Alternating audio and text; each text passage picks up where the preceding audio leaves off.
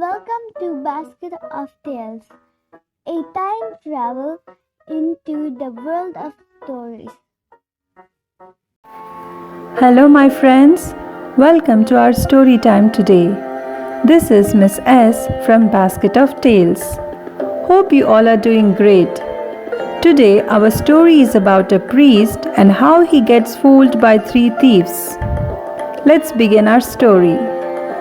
A story of a Brahmin and the three crooks. Long ago, there lived a Brahmin named Mitra Sharma. He used to perform rituals and sacred ceremonies in the homes of nearby villages, and this used to be his livelihood. Once he was invited by a rich merchant of a nearby village to perform a ceremony at his home. The merchant was so happy and satisfied with his job that he gifts him a goat as a token of appreciation. So back in those days, people would exchange animals, produce, groceries as gifts. The delighted Brahman thanked the merchant and he walked back to his village. He planned to reach his village before the sunset, so he lifts the goat on his shoulders so that he could walk fast. As he passes the forest, three hungry crooks spot the Brahman with a goat on his shoulder. They were mean and cunning. They would fool any passerby and steal their belongings. So when they see the Brahman with a goat, they decide to rob him. They whisper to each other, "Let us trick this Brahmin and take away the goat. We can sell the goat and make some money." They quickly chalk out a plan. One of them changes into a disguise and overtakes the Brahmin by another route, stops him and says, "Oh my God, such a respected priest and carrying a dog on his shoulder? Don't you know that it is sin to touch a dog?"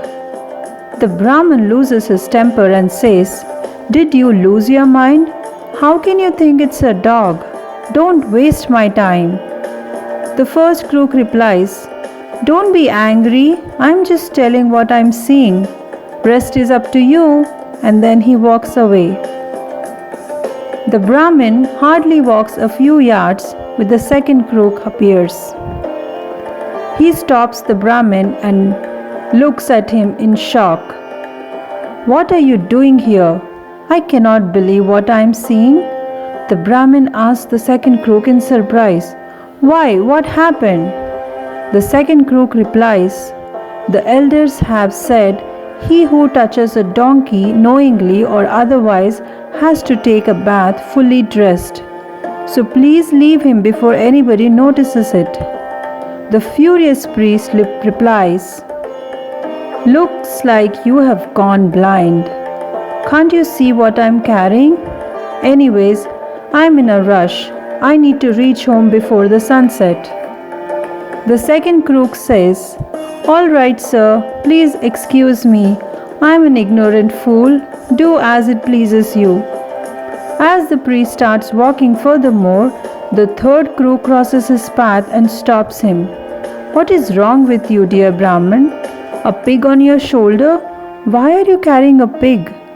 The man who touches pig must undergo purification and take a bath.